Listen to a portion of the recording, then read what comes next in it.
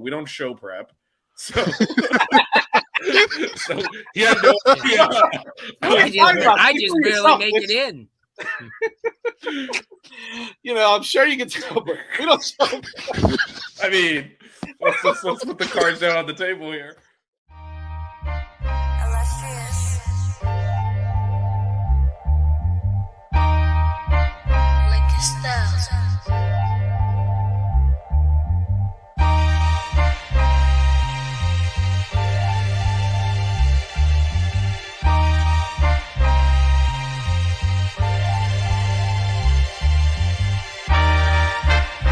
Miami Hurricanes, yeah. You know the name already. It's Mercy. Ha ha. It's a 6-Rig Kane show. Can't forget the name though. Got Jazz, Blue, Vision, DJ, break the game code. Ain't no changing them, ain't no breaking them. Real put alive from the Hard Rock Stadium. Ball 14 for the orange and green. We see the 6-Rig champs. It's more than a dream. This is life on the field. Beyond 100 yards, a hurricane that's never still put a damage to your squad. The 6-Rig Kane show. The 6-Rig Kane show. The 6 Rings Kane show. You know.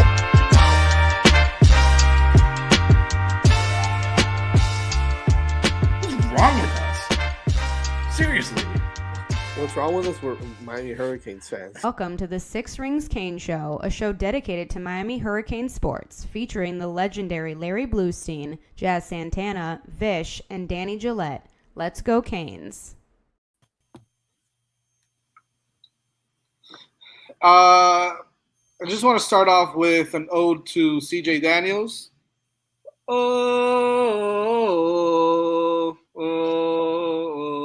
Please, I've had enough of that crap. It lasts me a lifetime.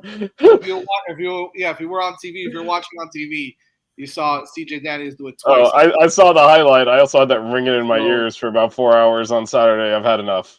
A little ode to him. Either way, we're gonna do a little mockery here. But yeah, hey, the Miami Hurricanes are officially the state champs, so we should just get a ring just for that, right? Of course. Beating the Florida State Seminoles 28-22. Eyes on much bigger prizes. Let the peasants fight for scraps. We got national things to take care of. So we sure do. But hey, listen, when Mario Cristobal is looking at the camera and saying state champs twice like that, pointing. We obviously know why he did that. I mean, this was a huge weekend for recruits again, and over 130 recruits over at Doak Campbell watching Miami put on a little bit of a show. I know a lot of people have some question marks about that fourth quarter, which I can totally understand, but at the same time, I think we'll put some of that stuff to rest here. Vish was on the scene of the crime. And yes, Blue did predict UVA beating FSU. Look, they remembered and brought it up again, Blue. There you go. You get your flowers anyway. So wasn't here to get his flowers on last week, but he got them now. So so as Miami goes into the bye week, we will talk a little bit about what happened this past weekend. Talk a little recruiting as Blue has literally weathered the storm to go out there and watch some high school football. So we'll get to that in just a moment. But before we get to that, let's give a shout out to our sponsor here at. Whatever, I don't care. Okay, here we go. 305-800-PAIN. After an accident, every minute counts. With one call to 305-800-PAIN, you get immediate access to trusted doctors and attorneys who guide you step by step. With an A+ rating from the Better Business Bureau, they are a brand you can trust. Much like 5 Reasons Canes, 305-800-PAIN is focused on the local community of Miami-Dade County and South Florida. They'll handle all your accident needs, including car accidents, personal injuries, and related legal matters. So after an accident, be sure to call 305-800-PAIN. The number is the brand, 305-800-PAIN. Después de un accidente, cada minuto cuenta. Con una llamada 305-800-PAIN, ustedes pueden obtener acceso inmediatamente a doctores y abogados para ayudar con todo el proceso. Con una clasificación de A+ del Better Business Bureau, say that 3 times fast, pueden confiar en ellos. 305-800-PAIN tiene mucho en común con 5 Reasons Canes. Están enfocados en la comunidad local de Miami-Dade County y Florida del Sur. Ellos pueden ayudar con todo después de un accidente, incluyendo accidente de carro, lesiones personales y otras cosas legales relacionadas. Entonces, se puede un accidente, llama 305-800-PAIN. El número es el nombre de la marca, 305-800-PAIN. Stumbled a little bit there, but it's been a long weekend for Miami Hurricanes fans in a good way.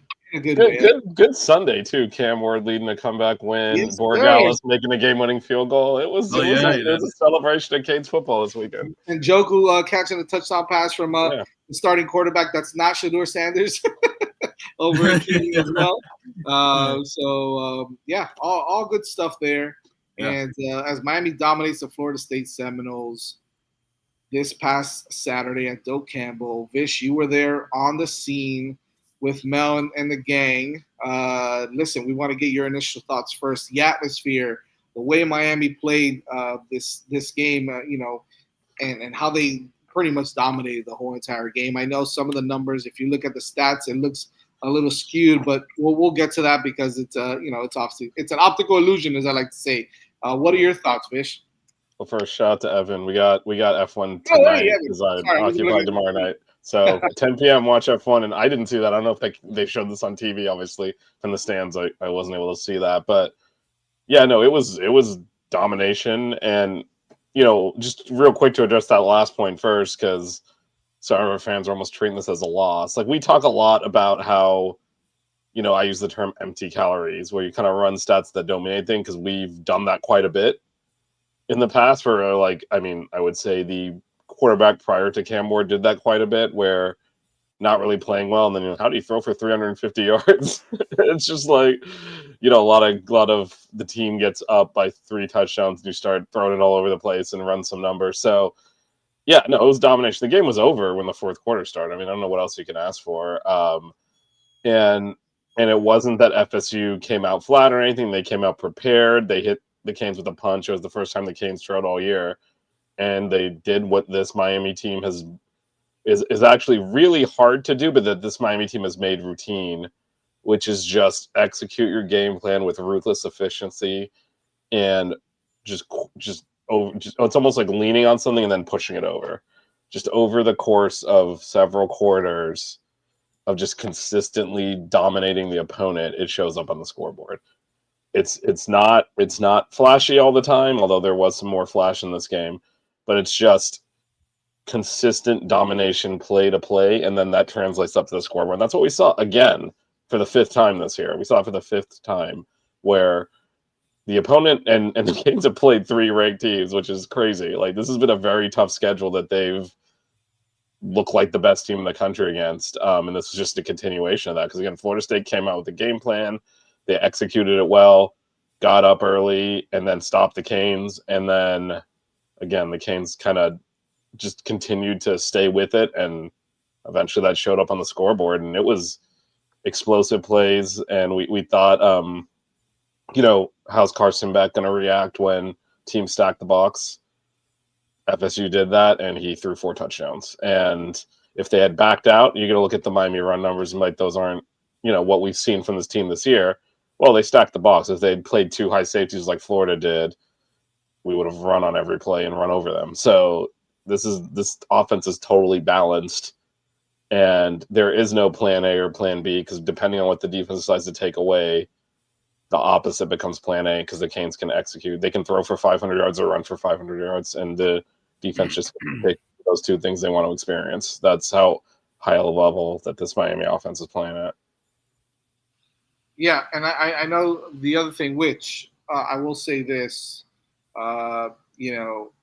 aside from the fourth quarter being, everybody kind of getting frustrated at the fact that we didn't, I guess what everybody wanted to see, right? Foot on the throw, put them away, score another 2 or 3 touchdowns. By the way, they took away a touchdown from us because of a stupid procedure call. Whatever. I mean, look, at the end of the day, it is what it is. You gotta make sure you don't cause that penalty. But I think that, speaking of that, right, like that's, I think, the biggest thing we take away from is that there's still an opportunity to learn and to grow here.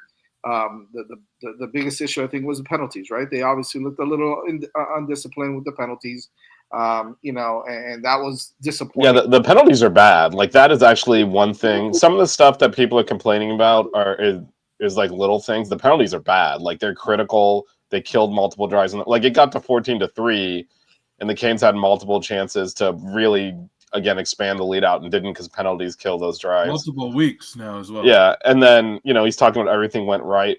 Some of that was the Canes making stupid penalties, Correct.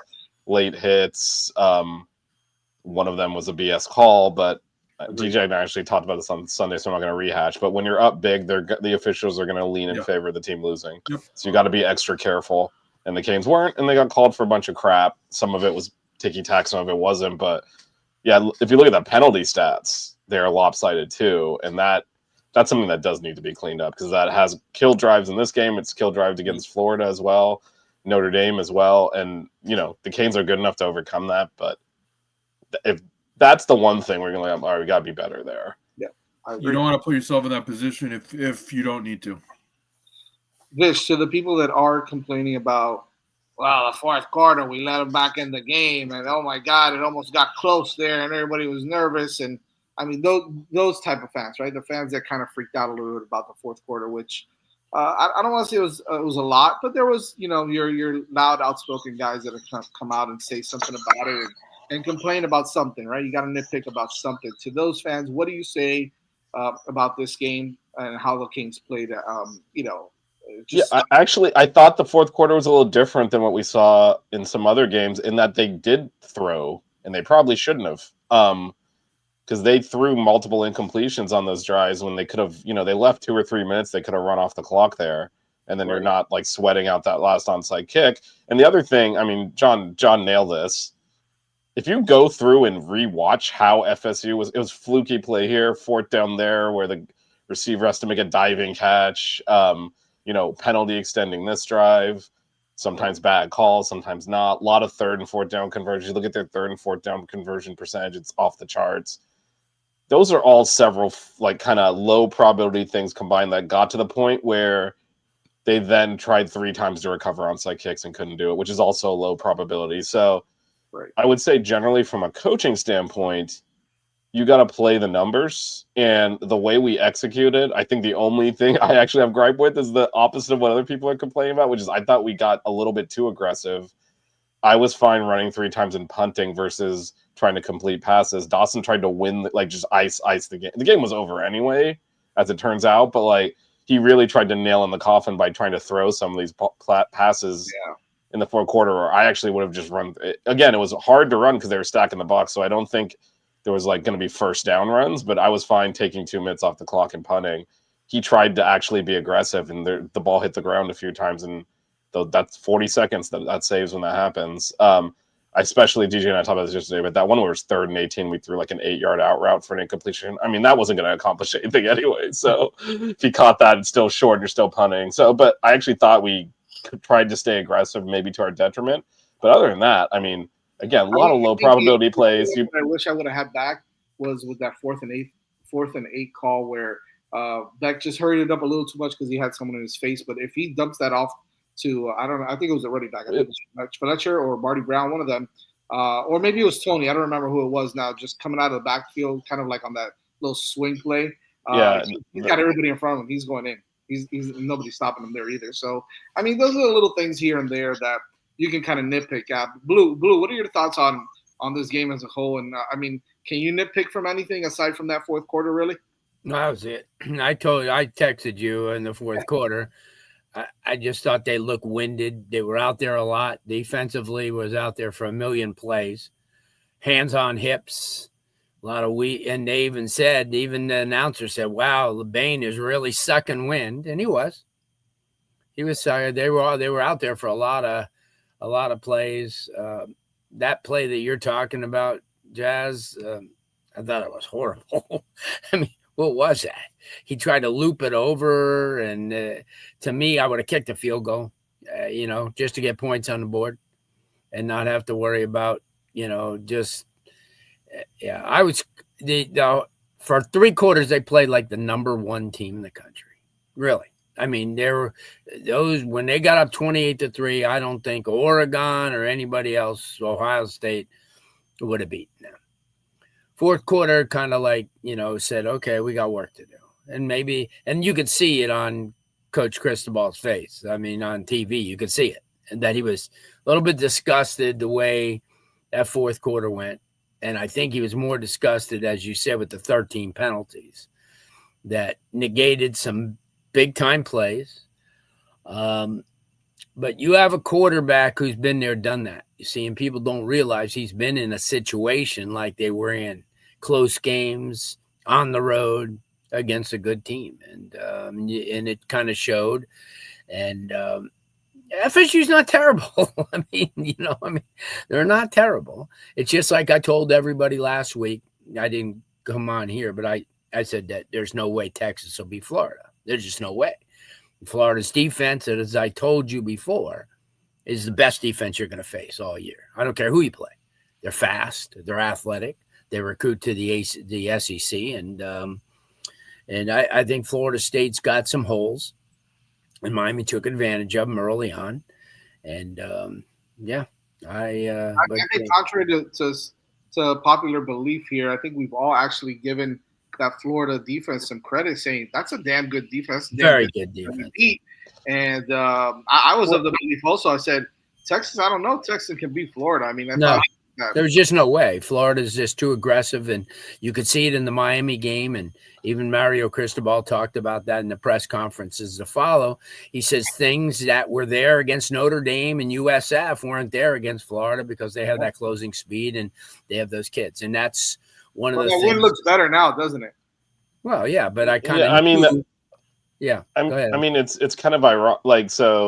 It's kind of ironic because Miami, the team is so good. When they beat teams, the opponent looks bad, and they get knocked for that. Florida did not.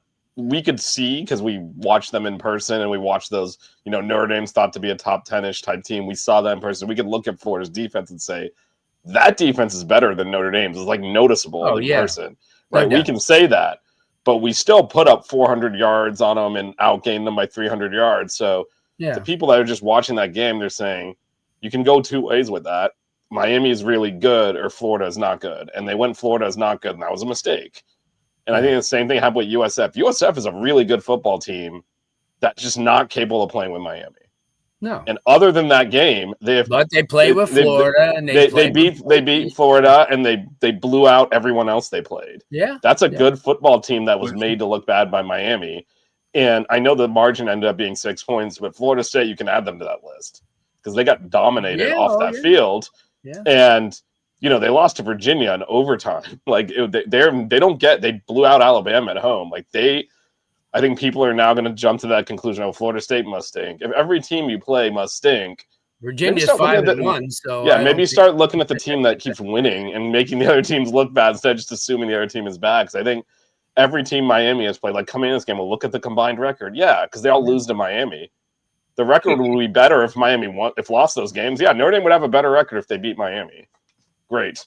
How does that make Miami a better team? When you played 3 or 4 or 5 games and you beat someone, they're going to have losses. So I think there's been a little bit of a misread. I think the Canes have probably played the toughest schedule in the country, and they've kind of been obviously the better team in every game, and that's impressive. It's an impressive program put together here, and you're seeing that game in and game out. If you do things correctly and you trust your game plan, which this team does, and I don't think even going back to last year, that level of trust in the coaches from the players wasn't there. Right.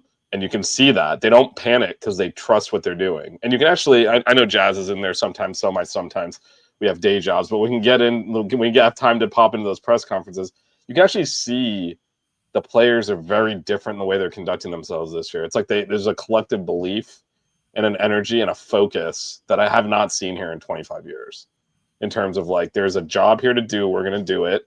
If I'm on the field, I'm doing my job. If I'm not, I'm going to be the best practice player I can be.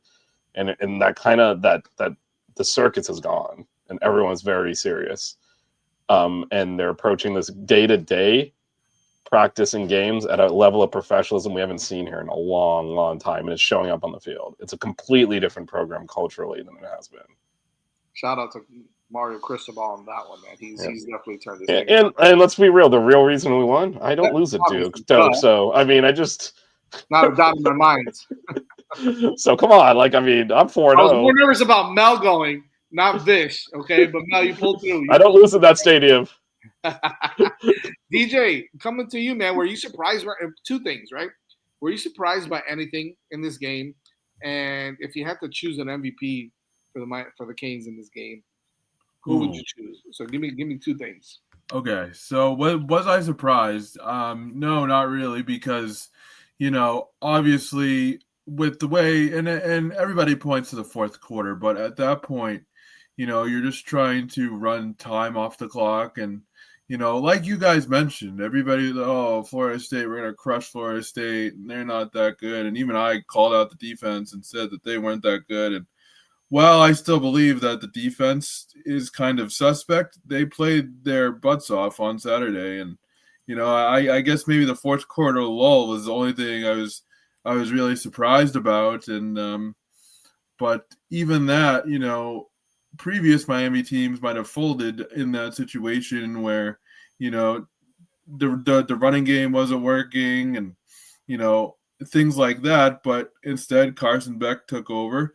They made adjustments, and he played another strong game. And I thought his play on Saturday was especially important, coming off the bye week, and the previous game where the offense didn't really look in sync, and he still had a decent game, but there were some things that they needed to clean up, and you could tell that they addressed him during the bye week. And Carson Beck had a great game, and then it's really evident that he is taking his play to another level, not just on the field, but in terms of the way he conducts himself and the way he kind of runs the offense. And you talk about things we haven't seen at Miami in a while. This level of quarterback play is extremely impressive. And I think as far as playmaker or MVP, I mean, you can basically just call it the Malachi Tony Award at this point, because he's just absolutely outstanding. I love that. You can basically just pencil him in for game MVP, because he plays way beyond his years. He is so explosive, such a good player, and on a day when the leading rusher was Mark Fletcher with 40 yards, Malachi Tony and company really stepped up in the receiver department, and man, he is so damn good. 7 for 107 with 2 touchdowns for Malachi, and another 2 touchdowns for CJ Daniels, who looks every bit the wide receiver one that we've been that we were hoping to get this year out of maybe a guy like JoJo Trader. And we'll actually talk a little bit about that in just a second. But I'd have to say I think the MVP, as much as I want to give it to Tony, it's Carson Beck for me, because I'm just like, and it should have been 3. You're right, Mo. But for me, it's everybody's still doubting, right? Oh my God, what are they going to do? What is Miami going to do when Florida State stacks the box and puts 9 in the box or 8 in the box and stacks it up and doesn't let them run? What's Carson Beck going to be able to do? Well, he threw for 4 touchdowns. He was 20 of 27 for 240 something, 250 yards and 4 touchdown throws, right? 4 touchdown passes. I think at this point, you got to stop wondering, oh my God, what are we going to do? I'm so nervous about if we can't run the football. What about if it's raining and we can't throw the ball efficiently? I mean, at this point, this is a Miami football team, like you mentioned, Vish, that we haven't seen in a lot of years, man. How complete they are on both sides of the football. Obviously, the amount of what they did in the secondary to put that secondary together. We haven't even talked about Jacoby Thomas yet and the game that he had, let alone the guy. Yeah, that's who I wanted to talk about for my MVP. Who's your MVP? Yeah, it's just Jacoby Thomas. He's a stud. And actually, we haven't talked about him on this show, but every time I watch a game, whoever's sitting with me, I'm like, this kid's a stud. He's all over the field. He tackles well. He covers. He's like the next, following a line of, no one ever calls us safety U, but we are. Yeah. Because even in down years, that's the one position that through the years, after Sean Taylor, just safety after safety you see in the NFL. Cam Kitchens, is the last great one. That wasn't that long ago. And Jacoby Thomas is right there in that mold with his playmaking. He's always in position. He had that big interception, but it wasn't just that. He's all over the field, and he's he doesn't make mistakes. It's just he's fantastic. Sacks, quarterback pressures, pass breakups, you name it. I mean, he's unbelievable. Blue, this is someone you cover a lot. I know we'll get to some other things in just a second. As far as like what they need to work on in the bye week and some other stuff. I know we've covered a couple things already, but Bryce Fitzgerald leads this team in interceptions, and he's pretty damn impressive himself. He is the next great. We talked a lot about Amari Wallace coming in, and he still could be a great guy here, a great safety. Dylan Day looks like he's going to be something special also, but Bryce Fitzgerald is a damn ball hawk, and he is unbelievable the way he plays as a freshman as well. What did you see that surprised you at all from this Canes game, from this Canes team, if anything? And talk to me a little bit about Bryce Fitzgerald's play so far, 5 games into this season. He's the best athlete on the team, obviously. I mean, starting basketball player, played at Columbus. He's just everywhere. He's at the right time. I mean, he's right where the ball is. I mean, and he has a great feel for, playing that center field position. He's always going to come up with a big play. And you didn't even ask me who my MVP is, Inez Cooper, but that's okay. So I just love that guy. Good, yeah. What a gamer, huh? I mean, before the game, I don't know if you were in your seats, but I saw it. Heard he kind of like guided old Mr. Jackson around the field a little bit, wouldn't let I'll tell you what, he got in everybody's face. Now and I'll tell you what, he really wasn't. I mean, he was expected to be a force up front, but they're you got to have. And I'll be honest with you, this is a team that there's no single MVP. I think that every week everybody steps up to do something. I mean, you guys mentioned, the only play that Dylan Day made, he got kicked out of the damn game for. So it was a great hit, though. Yeah, it was a great hit. Another one of those, things that kind of happened in the fourth quarter that helped FSU out. Yeah. But you see that Mario and keeps inserting different people all the time.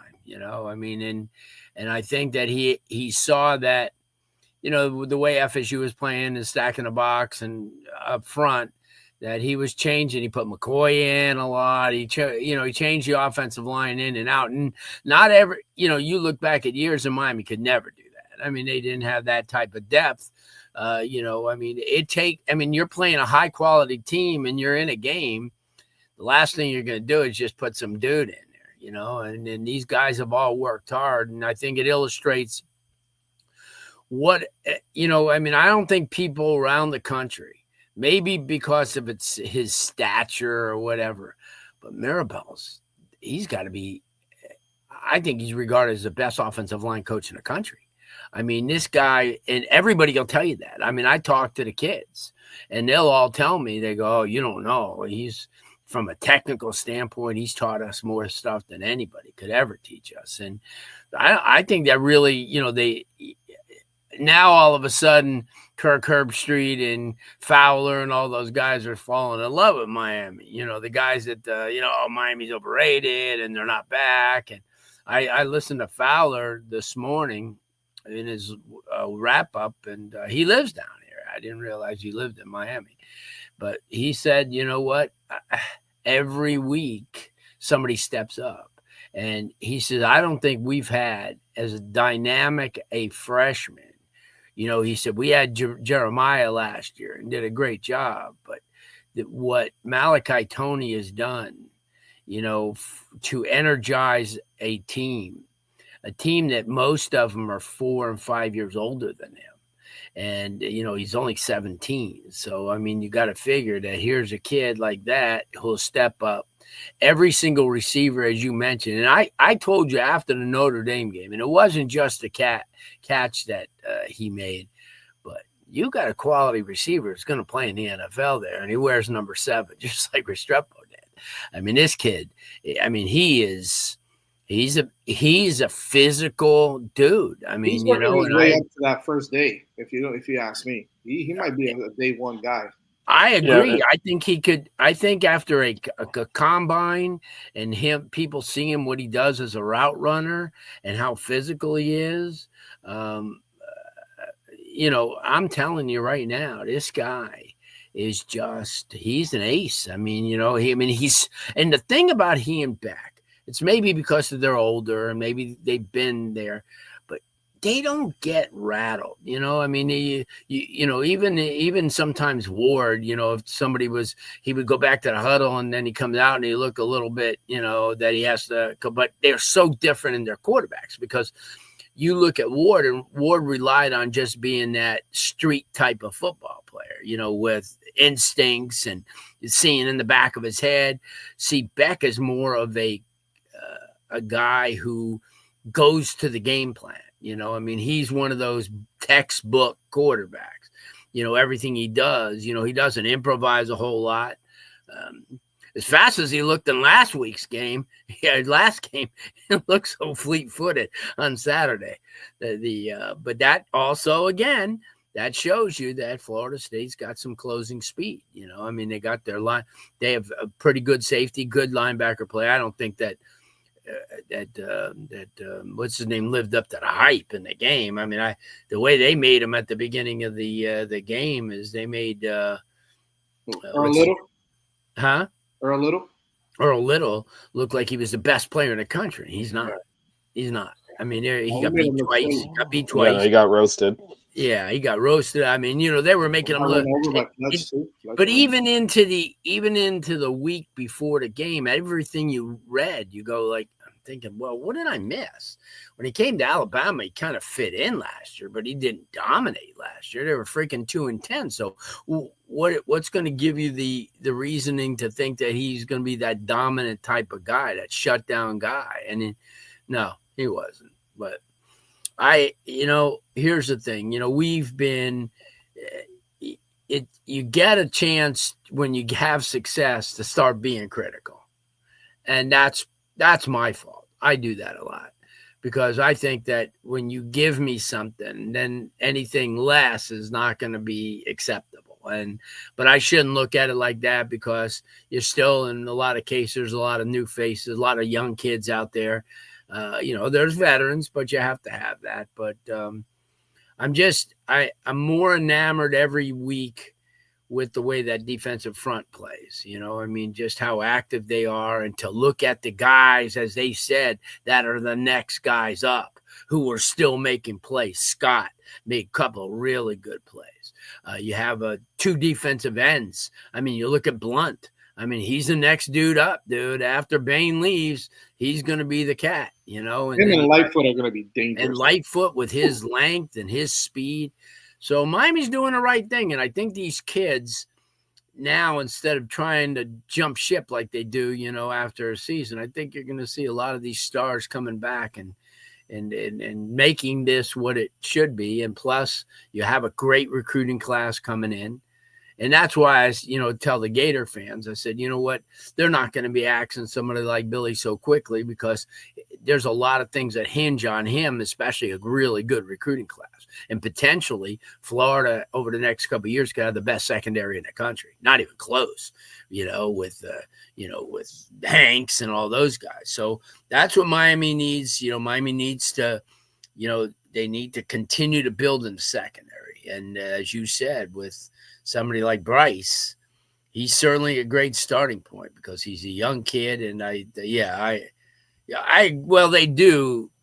do need. And they will. They'll get more. You got to remember, you can't. Yeah, who are you taking out? Who are you taking off the field? You're not just going to give them reps. More, but you can't sub in and out that quick when FSU is running that kind of tempo. If you're subbing guys in and out, I guarantee you would have seen a little bit more of. And even though you still saw Blunt a lot.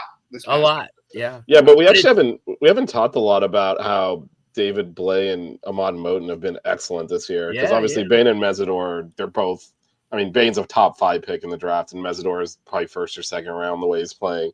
So obviously, we're going to talk about those guys, but the Canes are stronger in the middle too. So Lightfoot and Blunt, to their credit, they get the call, they go out there and they perform. But no doubt, it's hard to say because it's a zero-sum game. If you put them in more plays, you're taking snaps away from one of the 4 guys I mentioned, and that's a tall order, to justify doing that. We've been talking for years, and Blue has especially been nailing this, that it's a slow process to build this kind of depth, and we're going through these growing pains, but you can see it class after class stacking together.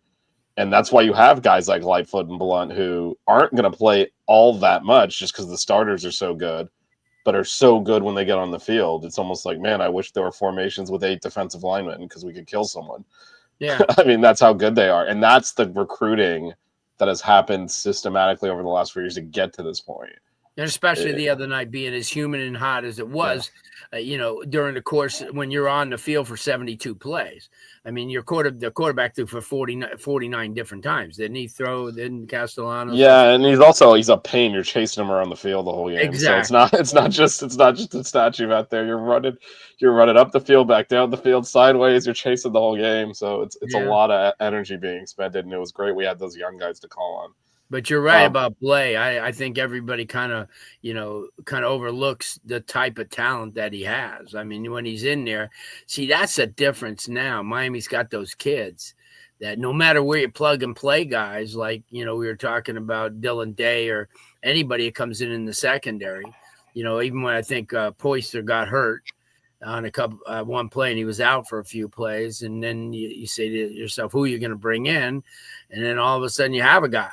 Or you have 2 guys that you could bring in. Last year, no way. I mean, you had your secondary guy went in. You might as well go in the first row of the stands and get somebody because there wasn't anybody on that bench that was going to help you. So, you even see Isaiah Taylor on the hands team catching an onside kick. So that's good. The whole it's good onside kick coverage practice. Got 3 shots. Yeah, because the old man's doing a hell of a job with those defensive linemen. Yeah, he is. He said, I don't know how much longer he's going to be around. Well, you know what? Again, it's not a money thing. Okay, so it's just where he feels comfortable, and and the neat part of it is his wife and his new kid. They feel so. I mean, they're part of the thing. They come on the field after the game. Just like at the Florida game afterwards. He embraced Sap. But he's become one of those. Not like Michael Irvin, but I mean, but he's become a lot more sociable. In the fact, because he was never a really outgoing guy to begin with, but he's become, to see that he's doing so much to elevate, the Baines of this world. I mean, if Bain goes, as you said, Vish, in the top 4 or 5, I saw him listed at number 1 in some circles. It depends. Yeah. It depends who the Dolphins need at the number 1 spot. But But I mean, they need it all. They need all of it. Oh my God, that's a painful thing. But yeah, you look at all the coaches on the, and I think that there's nobody it's lacking. I mean, not I mean, obviously on both sides of the ball. I mean, and Heatherman's nuts. He don't stop, and I think if Mario could marry a guy, he would marry him. I mean, this is a guy that, because you look at them, they're like clones. That's going to be on your sound bites, Fish. Yeah, right? Well, whatever. But it's a good one. It's a good one, man. I agree. No, he's just that would be his type of guy. He gets, from what I hear, he's he gets in there early. He doesn't leave. He's like Mario. He's Mario. But again, that's that tree. That's that Greg Schiano, PJ Fleck type of tree that those guys have been under for a while. And, and Nick Saban too. And, I mean, it's one of these things, it's just like when somebody says, one of the questions I always ask a coach, I'll say, who did you get a lot of this stuff from, in your coaching? And they, I'm sure that Mario, when he talks about, Nick Saban and obviously having Greg Schiano and people like that who were influential in his life, and then when he played down here and when he coached down here. So, yeah, it was good to see that this team there's new stars all the time. I don't think that there's just that one guy that you could point out every single game, but certainly Malachi Tony has more than earned his stripes on a national showcase. Because remember, Miami's been on, of their of their games now where they've been on national TV 3 or 4 times. So it's and they've been like the Notre Dame game. They were a standalone game. And, in last Saturday night, they were, I'm sure everybody was watching because it's become, like somebody said, Ohio State and Michigan might be the best rivalry, but Miami and Florida State are just a step behind. So, and they've always been. And you saw at the end of the game, there's mutual admiration. I saw Jimbo Fisher come over and hug Beck, and then I saw Mark Richt, who actually has more right to hug him than anybody, being a Georgia guy and a Miami guy. So, yeah, it's, it's good to come home. You got that week. I'm sure they're not taking any time off this week. They're going to go into conditioning. They're going to, they're just, rest up a few bones, but we'll see. No, they always say it's not a bye week, it's a work week. So it is a work week. They're gonna go. Yeah, I don't know that was always the next Friday. Basing on the way we came out of bye weeks in the past, this team is different. Yeah, well, we'll have my Friday look next week because Friday is not the friendliest place in the world for anybody. So yeah, it'll especially be fine. when 22 kids are coming home. It'll be fine. Louisville. Before we get to the bye week, though, obviously we saw that JoJo Trader and Jordan Lyle were not on the injury report, but we only saw Jordan Lyle really play. I think for 2 reasons, right? This is my thought process. Number one is I think right now you got 2 running backs that are very physical, very aggressive, but might not necessarily have that breakaway speed. There's an opportunity to potentially, if maybe we're not running the ball well enough with some of the big body, the big backs, maybe get an opportunity like Lyle to come in and maybe break one or, be a little bit of a change of pace per se. Although he's strong and powerful as well, I think there was a better opportunity to get him in this game than to get JoJo Trader in the game just yet. And I don't think that's a knock. Again, Vish, you've mentioned it. DJ, you mentioned it a million times also. You got your running backs are firing on all cylinders right now. You're doing great with Marty Brown and with Fletcher and even throwing in Pringle here and there. It's hard to get those minutes, right? It's hard to get those snaps. Same thing on the wide receiver position. Who are you going to bring him in for? Are you going to bring him in for CJ? No. For Malachi? No. Even Keelan Marion is doing this thing, right? He's blocking. Now, and Tony Johnson was in there making plays. I mean, so now, but there may be an opportunity now in the next couple of weeks where maybe JoJo Trader starts getting some more playing time because you see that you might need that extra guy that can take the top off the defense, or I don't know. There's different things that maybe Shannon Dawson wants to incorporate and wants to bring in, and there may be a better opportunity. But your thoughts, and DJ, I'll go to you on this first. Your thoughts of the way that they handled the usage of Jordan Lyle.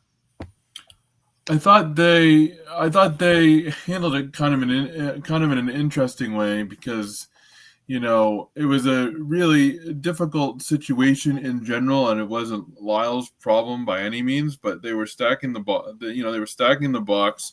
They were, playing the run, and they were, respecting the run game that Miami had. So it was kind of an interesting time to get Lyle into the game and give him reps. But I understand, why they put him in there because they obviously want to see what he can do. But at the end of the day, it didn't have any bearing on the game whatsoever. I just thought it was interesting timing, so to speak. Yeah, look, for me, the Jordan and Juan Manuel brings it up something about his running style. He's run sideways a lot, and I know JoJo Trader thing is not injury related. That's not something we'll go into. I know that already, but from his running style, it looked like he was trying to get going, right? Like it looked like he wasn't there yet, right? And so he was. I think what he does, and he does this all the time, you see it. He's not a north and south guy as much as some of the other guys. He's more of a guy that's going to be a little patient, see if a hole pops open and hit it, right? So you might see that side-to-side running style from Jordan Lyle a little bit, but if he finds a hole, he breaks through it, it's going to be hard to catch him. So I'm okay with the usage, Bish. What do you think about the usage of Jordan Lyle against FSU? Yeah, I think, and we talked about this before. They came back. We actually neglected to mention there's now an official injury report for conference games. So, Mario has to release this. So now we know who's injured and who's not. So there's no, if you get caught lying on that, you're in big. He's not going to do that. So, so they had to, that's why, Castellanos is listed as probable every week for FSU because he's got a little niggling injury and you're not allowed to hide it. Just like it's same rules as the NFL, only for ACC games though. So that's why we hadn't seen it until this week. So we know they're both healthy. Otherwise they would have at least put probable or they have to report any kind of injury. So with that said, we had talked about this well before that Jordan Lyle does bring something else to the running back position that the other backs don't, which is that breakaway speed. So that's always going to get him some opportunities provided he practice as well, which I believe he has been. So, it was a grind anyway. And in this case, the other two running backs, because of FSU's defense and the way they're playing, they weren't effective to the extent they had been. So it was a good opportunity to get him carries. On the other hand, if you look at the wide receivers were making plays everywhere. Didn't feel like a good opportunity to let me rotate someone in that hasn't played in 4 weeks when CJ Daniels and Malachi Tony are scoring touchdowns left and right. I think, and like you said, Marion's blocking is probably the best on the team, and you're in these run sets. You're not going to take him out and put in JoJo Trader for his blocking. So there weren't really opportunities to work him in. Whereas with Lyle, again, given he brings a little bit different skill set, and also the other running backs weren't being effective. So it gave him, I think, more of an opportunity there. But JoJo's gonna have to practice really well to get back on the field. He's gonna have to practice better than the guys in front of him. Because you mentioned Tony Johnson. When he's gotten in, he's made plays too. So JoJo's gonna have to work his way above those guys on the depth chart to get back in there. He earned the start in the first game, got injured, and he's been passed. I mean, that's just the reality of it. Like they're not just gonna put him back in there until he earns it. Mario's very big on practice is how you play. So if he goes and works hard in practice and shines in practice, he will get opportunities to prove in the game. But they're not just going to throw him out there. And so that's on him. He's going to have to go earn that playing time. How about those tight ends, baby? Alex Bauman looked like he was awake this time around. And Elijah Lofton did caught a couple of nice balls. So they're incorporating the tight ends a little bit, so happy to see that, right, DJ? Yeah, for sure. And they kind of looked lost 2 weeks ago, but they looked much, much better on Saturday. And always good to see. Always good to see. And just another weapon in an already explosive offense. All right, so what, and we talked about this a little bit, what does Miami have to work on? What do you feel, Blue, we'll start with you. What do you feel Miami needs to work on the most on this bye week as we head into a Friday night game with Louisville next week? Cutting down on the penalties, obviously, is going to be important to execute and just, play their game. Offensively, they seem to have things going on, and defensively, they make big plays, but probably get a little bit over-aggressive at times, and, other than that, I don't think that they have a whole lot to work on. But you got to cut down on the mistakes, and you look at film and see why you made the mistakes, and if you make the mistakes and then you come back the next game, if you don't make them and you cut them down, then you've kind of done your job. But if you come back and all of a sudden you break a long play and the damn thing happens all the way on the other side of where the play was, and it was an insignificant penalty, but yet it hurt you from maybe scoring or getting a large gain, there's a problem. So other than that, like I said, and like Vish said, this is there's no off weeks anymore. There's just everything's going to have a purpose. They may give them a lighter day here and there, but they're going to go full blow at it. Remember, next week is a Friday game, so it's not a Saturday game. So everything will be accelerated. I'm sure they'll watch a lot of film on this last Florida State game, look back at the Florida game, because Louisville does a little bit of everything. They run, they throw. Defensively, they won't show you the schemes that FSU and Florida did because they're not as good and they're not as fast. But offensively, they've got firepower. So, and I think that a game will be worth watching this week is Pittsburgh and FSU, because see if FSU can pick themselves back up. And Pittsburgh's played well. So I'm with you there. I think it's safe to say that we all kind of agree that that's where Miami really needs to focus, is on cutting down on the mistakes all around, right? Making sure you're playing a little crisper, a little sounder, with more discipline on both sides of the football. I know sometimes you want to be a little over aggressive. I know that it was like a half second that I guess Marion was moving forward that cost us that other touchdown by Tony. So that's hard. It's hard to like really, that's a timing thing there. So it's hard for me to like really be pissed off at it, except for the fact that it cost us a touchdown. But there's some other stuff that can be cleaned up that's just stupid. Get it together, right? Like, come on. And I'm sure, as you mentioned, Blue, Mario is going to get on their asses this week. Oh, he wasn't happy. You could tell. I'm sure he got on their asses in the locker room. They probably celebrated for a little bit, and then he got on their asses. Oh, yeah. Rightfully so, and that's good because you want to see that. He expects a lot more, and I think that you're starting to see that this Miami team expects a lot more of themselves also. I'm just excited to see them continuously get better and better and better every week, and start to execute certain things even better. And Vish, to me, as we kind of get into some other stuff real quick, but I still think that Shannon Dawson is still holding back some things on that play call sheet. I think that he's going to still open it up even more. This is conference play now. Now you're going to want to fire on all cylinders. Doesn't matter who you play. And I still think that Miami still has a lot in their arsenal that they still haven't showed. You saw a little bit of flea flicker. You saw the reverse to Marion this past weekend. Some of those things that really worked. If you execute them properly, if you bring them out when they're supposed to be brought out, you'll see Coach Dawson's doing an amazing job of play calling. And I love to see that Miami is still getting better each week. And a lot of people are saying that they're already the best team in the country. It's pretty exciting.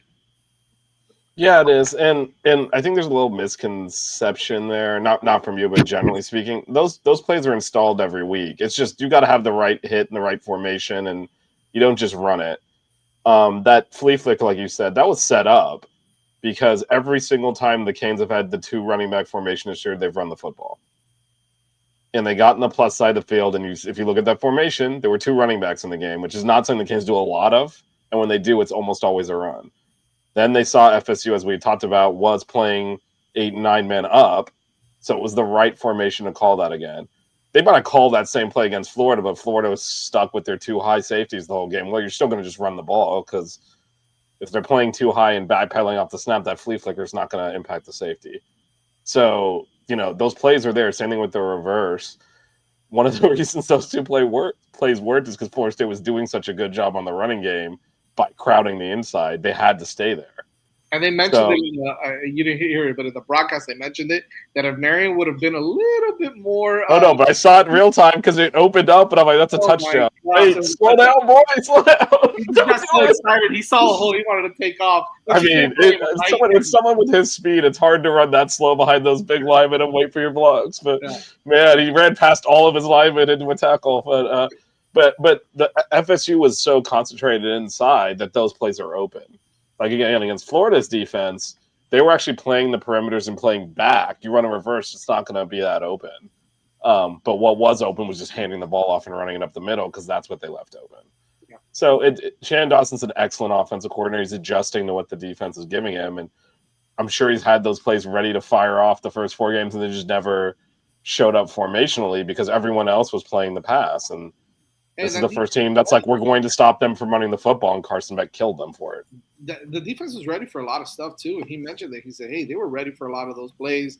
They had an idea as to what was coming. They were prepared, and we still executed fairly well. So I think that we're on the right path. We're getting there, man. We're getting the execution. Look, we're again, as Blue said this earlier. When you're winning in this fashion, you get to be critical and kind of look at these little nitpick. They're not nitpicky because they're important, but it's a game that they had in hand 3 quarters into the game and kind of chilled through the 4th quarter, despite a lot of mistakes. So these are the fun conversations to have, because in the past we're, having a funeral today for the blown lead, or the wow, man, I can't believe we made all those mistakes and lost that game. No, in this case, dominating despite them. So that, it's just a great place to be right now, to be honest. Like, I am very happy with this program and its leader, and I do not think he gets nearly enough credit nationally. And I think he's being dismissed as, oh, he's a great recruiter. He has put a culture onto this program that has not been here. And from an X's and O's and clock management standpoint, he has been excellent this year. And it hasn't always worked, but he's doing it correctly. Like, he took timeouts at the end of the half against Florida, but then didn't capitalize on it. But that's exactly the stuff he's getting criticized for not doing. And this is a guy who year to year has made adjustments to not just his coaching staff, because he's done that, but to the way he's approaching the game, in addition to the great recruiting and all the stuff he gets credit for. So I think he's done. To me, he should be coach of the year, and no one really is even, discussing him in those, because people just don't respect coaches that build inside out. And if we were running some kind of no huddle tempo thing, they'd be like, this guy's a genius. No, I mean, that's just the reality of it. They don't respect people that build from the interior out, but that's who wins championships. Chip Kelly didn't win a championship, but everyone assumed he was a genius. No one ever calls Nick Saban like an X's and O's genius.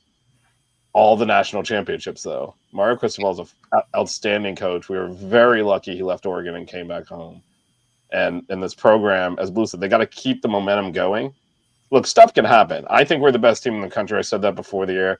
And I think the team in the program have been preparing for this season. And you can tell the way they're conducting themselves. You can still blow a game and lose and not win the championship. We've had some of our best teams not win the championship in the past. But as long as Mario keeps this train on the track and keeps approaching the program building, which is not something that you don't ever get built. You're constantly building. There's no build. And if you continue to have that mentality, Larry Coker thought it was built and then it fell apart. You got to keep building it. It never stops. But if he keeps that going, this team is going to win national championships.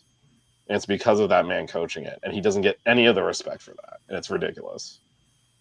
Hopefully he does soon. A couple of things here in the chat. Mel says that you're doing the Mario Cristobal pounding fist in your hand a lot. I was doing that before him, by the way. And you okay? All right. Yeah, I met him in the preseason. I showed it to him. He's like, "That's a good idea." No, I'm just kidding. No, I have been doing that for several years because I want us to look. I think we're a tough team. I think we're physical, and I want us to impart our will onto other teams. So, yes, I've been all year pound them into submission, and then I saw Mario doing it against Florida. I was like, my guy. Marcos Kane says, talk a little recruiting. We're getting there, Blue. We're getting the Blues section of the game. Yes, Ken Dorsey, I believe, is still in the NFL. Yeah, he's with the. I think Melissa said he is with the Browns. So let's get to it. Blue 130 over 130 recruits at the FSU game. Any players that you think were again? I know we talk about this a lot, that they get excited for the win and then they go back to everyday life. But some of these players are really getting excited. Some of these players are changing their minds or having second thoughts about a lot of things after they see these type of games, right? And if Miami continues to get mentioned as being the top team in the country or a top 5 team or whatever, one of the best teams in the country, and they keep winning these football games. Games like this matter, especially in rivalry games when it comes down between to FSU or Miami, which it comes down to a lot, especially down here when you're recruiting against them and against the Gators. Some of the guys that were at this game, I'm not sure how many, but is there any of these players that you can mention that that were at the game and that could potentially be talking about, hey, it's between these two teams, and now they're starting to really talk about Miami a lot. Most of them are Florida State guys. I mean, they're high-ranked guys that they have locked in for 2026, and all of them, walked away with the same impression that, hey, you know what? Hey, one game ain't gonna kill it. We're here, and that's just like Miami does. But out of this game, the one guy that Miami's really been on, and a guy that I've heard a lot out of, is the kid Monson Sales from Indianapolis, the big old wide receiver kid who has been really talking Miami ever since the Notre Dame game. He's the number 1 wide receiver in the country.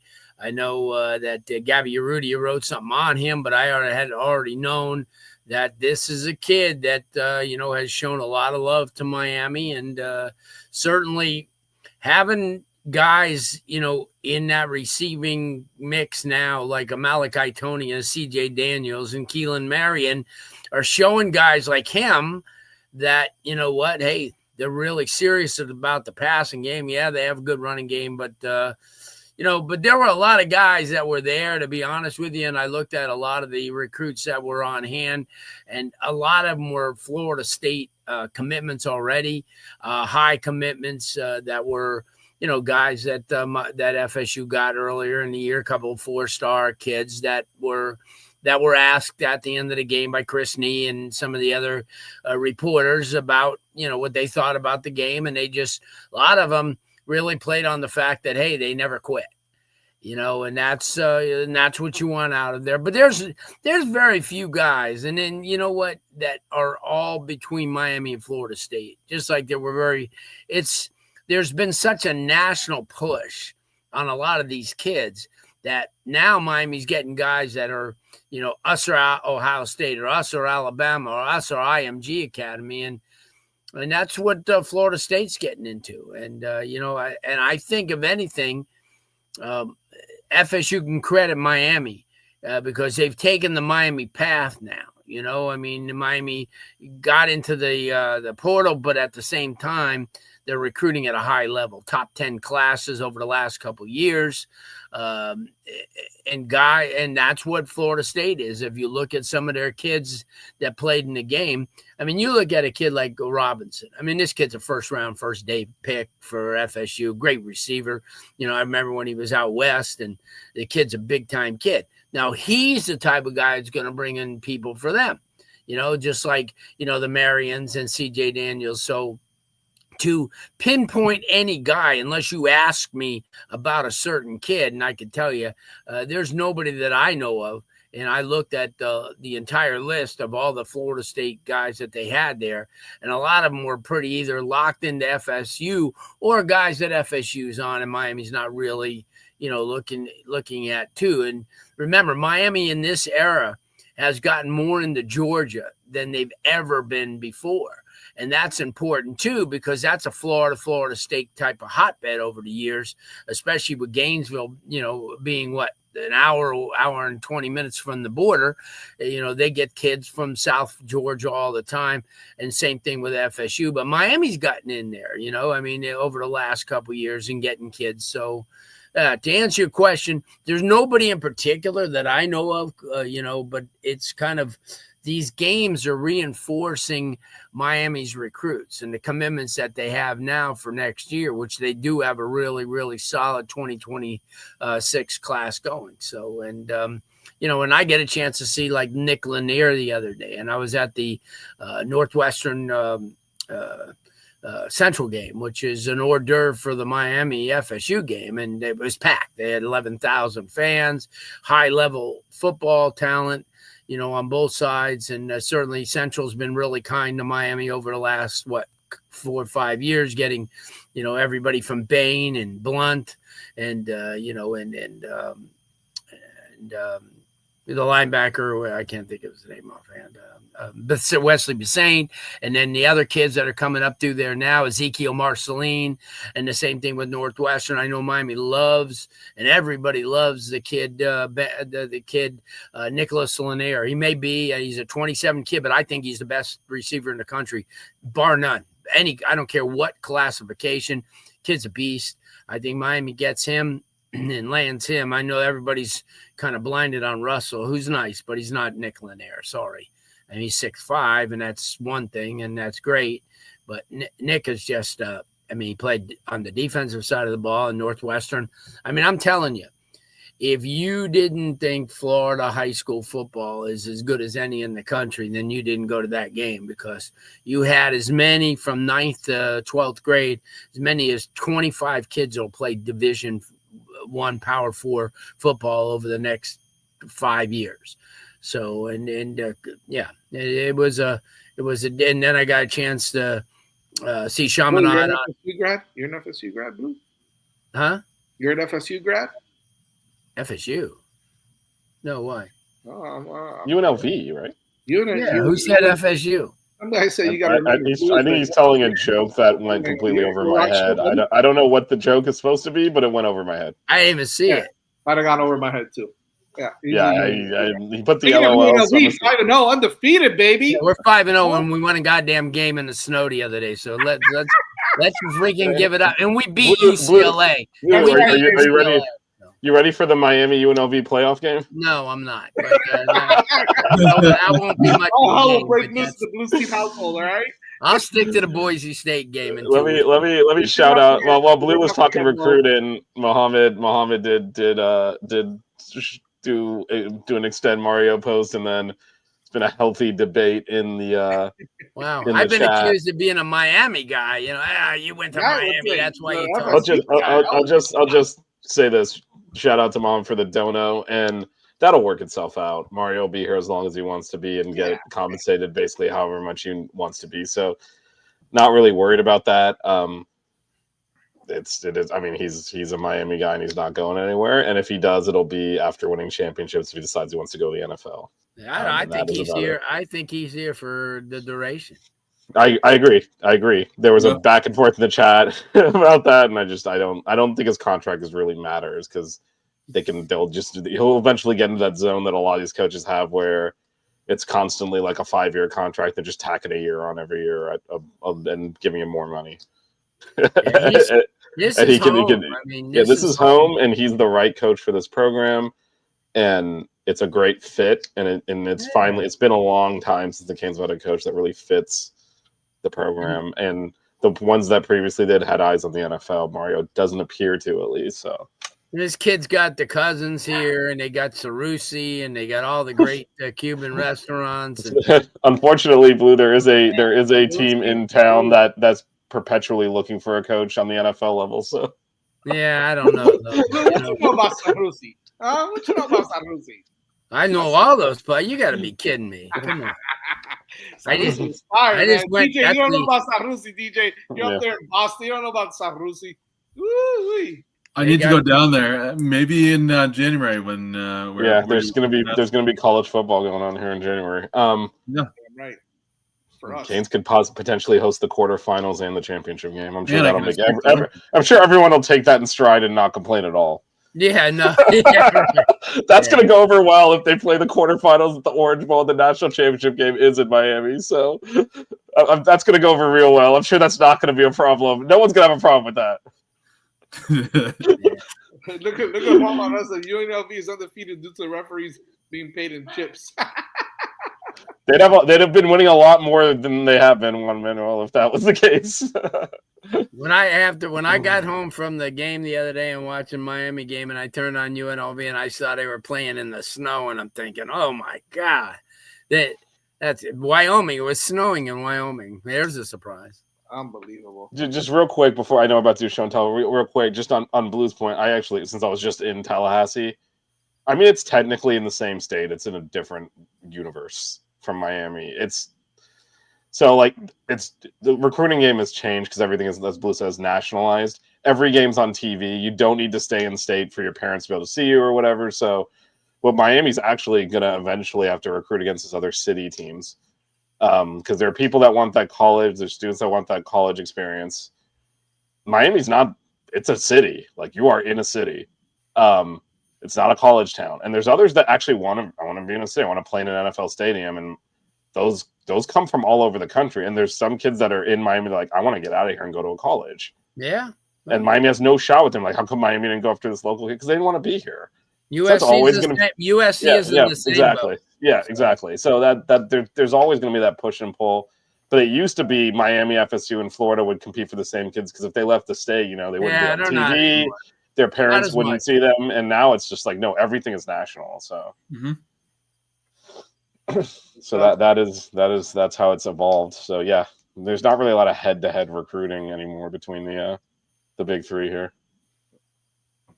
You guys ready for some show and tell, some technology? Always. It's not a winning one, but it's still a good one. It takes you back to 1973 when the University of Florida played against Miami. Miami lost the game 14-7. It was 7-7 all the way into the fourth quarter. I still remember being there. It wasn't very many people, but it's still good because you had a lot of the old-time guys that played for Miami. A lot of good guys on both sides. That's when – all right, Vish, to answer your question, that's when Florida had, a bunch of guys like Ralph Ortega, who played at Coral Gables, and Glenn Cameron. They both played with and Ralph Ortega's son played at the University of Miami back in the day. Buck Ortega? So, that's Buck Ortega's dad, who played. Preston Kendrick from Miami Springs, Johnny Williams. So they had a lot of guys. But this was a Miami team that, had a lot of local players. They used a lot of Edison kids back then. A lot of Jackson, a lot of Coral Gables. That's when they were taking advantage of the Coral Gables. I was going to show you a picture here. They had, I think this was the year, the year before was when Narduzzi's dad was on the staff. That was 72. I'm just going to find something real quick here for you. Hey, there's your former coach Damari. There's his sister right there on the side. Look at that. Long time ago. See, you got all that good stuff. I showed it to the father, and he liked that. That he goes, "Who the hell keeps stuff like this stuff?" As when Woody Thompson was on the team, and they had Lattimore, Reuben Carter, Carrie Baker. These were those good little base football cards that the Hurricanes used to have. Carrie Baker out of Edison, Reuben Carter out of Stranahan. That's when they used to do a lot of local. Dunn, Mark Daly. Gary Altidi right there is the guy who, for you trivia fans, was the one that intercepted the ball in the Great Gator Flop, which sucked. Dennis Harrow, who later played with the Rams. Who else we got on the bottom there? Rick Lytle, Jack Brasington, who was a stud. Pretty neat to go through a lot of these things back then. They had actually a University of Miami freshman team back then, because this was the first year that freshmen could play football. So it was pretty neat. And I only know that because one of my guys that I went to school with was a starting defensive back for the University of Miami. And he was their first freshman to start. His name was Eldridge Mitchell. He intercepted. They went to Norman, Oklahoma, and Jack Mildren for Oklahoma pitched the ball out, and Eldridge picked it off and went 89 yards, and the nation was stunned to see Miami 7, Oklahoma nothing. I think the game ended like 88-7, but what the heck, But I still remember those were the good times when, you had one game on TV, Channel 10, and then you had the late game, and Miami was always on early, and, Georgia Tech, William & Mary, Navy, Notre Dame, Alabama, every year. See, people talk about their schedule, but I'll tell you what, back in the day, and I showed you guys a lot of the programs with the schedules that Miami played. Excuse me, sneeze. Sorry.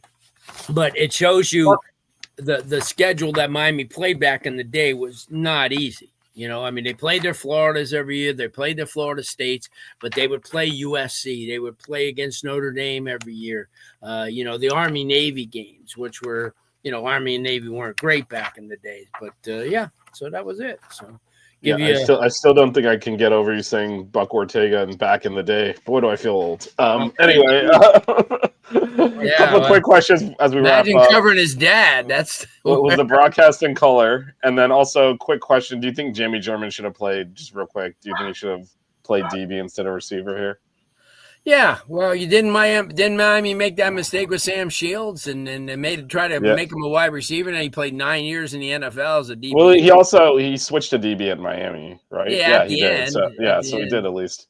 Yeah, It's at least they did that here. Jamie German, I believe, was a receiver the whole time here, and yeah, he was just such a bit. great athlete, and it was a time that they really needed somebody like that. But he came in that gap between the probation years, so he kind of didn't have that personnel around him either. It was unfortunate because guys like him, and then even into the modern area with Tracy Howard and Duke Johnson, where they were thrust into the starting role as freshmen when they really shouldn't have been. They should have been eased in, but they had to play, and that was during the time where Miami didn't have all the talent in the world. And it worked out all right for Duke, not so much for Tracy though. Although he did come up with that big interception against Florida that year. Yeah, I think everyone had an interception against Florida that day, so I don't. The broadcasts were in color, Melissa. They were in color. And then just real quick, were you at the Orange Bowl in '84, the championship game? Yes, I was. There you go. I've got a bunch of that stuff right here. I have a great. I think I put that on the air before, but if not next week, I think you have. But here I have an idea. Just to wrap up here. I know we're like way the hell over, and I've actually another show in 9 minutes now. But... Oh yeah, we are. If the Canes make the national championship game, I'm assuming you have memorabilia from all 5 championship teams. We'll do a show and tell dedicated section. We go through all 5 of those as a lead up to the championship. Yeah, that's true. Juan, don't call Magic a disappointment. He's a good guy. I like Magic. I see him a lot. He played for the Chargers for a bit. I mean, not everyone's gonna become a Hall of Famer. Yeah. I hear you. Well, you know what? Yes, I was at the 84 game. I was right in that end zone on the sideline, when they went for 2. And I was also in the end zone walking around when Irving Fryer was wide open and missed the ball. So good, I'll take that. Yeah, I hear you. But yeah, I'll come up with more stuff. I'm awesome. Kind of like going through a bunch of stuff now. I'm finding a lot more things. So and I have, but I appreciate it. I enjoyed it. Yeah, I like that. I like that. I did see the revolution. You don't even know what I've seen. I mean, you did tell the O.J. Simpson story, so we know some stuff happened. O.J. Simpson story will stick for a long, long time. Thank you, thank you, Jason. Everybody that was watching the show, we appreciate it. I know we went a little over, but we appreciate the love. It was a great show today. Thank you for everybody. Mo, thank you for the dodo again. We got a big one next week, next Monday, as we prepare for Louisville coming in on that Friday night. We will be back at the Rock. Myself, Vish, and Blue will be back at the stadium to watch the Hurricanes take on Louisville next Friday at 7 p.m. Until then, we will take that bye. We will practice hard. We will hopefully stay in the number 2 spot unless Oregon wins big again. Then they'll probably flip-flop us again. Who knows? Who knows what the hell's going to happen there? College football is crazy right now. It's fun. It's exciting. Enjoy the ride. Enjoy the Miami Hurricanes football program as they are looking good, man. Looking good, and it's a great opportunity to go 1-0 next week. You said it, George. Great opportunity to go 1-0 again next week. So we appreciate it. Make sure you check us out on X at 6 Rings Canes or on the 5 Reasons Sports Podcast on Apple Podcasts, Spotify, wherever it is you get your podcast. Subscribe to the YouTube channel. It's a 5 Reasons Sports Network. Check us out there, 6 Rings Canes, and make sure you subscribe and check us out every Monday at 8:30 p.m. We also have some high-speed action going on for you now in just a second. Hitting the Apex comes on, and we got buckets running soon. Again, we got buckets either Wednesday or Thursday this week. We're ironing the timeout. By the way, October 18th is a fall scrimmage against FAU for Canes baseball. For baseball, we should talk. We should get out there. Maybe we'll have something on that as well next week. So keep it locked. A lot of commits too. We've got like 5 commits for Miami Hurricanes baseball. We should follow Sebastian Font if you want Hurricanes recruiting for baseball. He's awesome. He's all over everything, man. We definitely feed off of his. That's where I get my news from. So definitely give him a follow. He does great work. It really does. Yeah. So we appreciate the love again, and we will see you guys next Monday. Go Canes. Go Canes. The 6 Rig Kane Show. Yeah. The 6 Rig Kane Show. Yeah. The 6 Rings Kane Show. You know.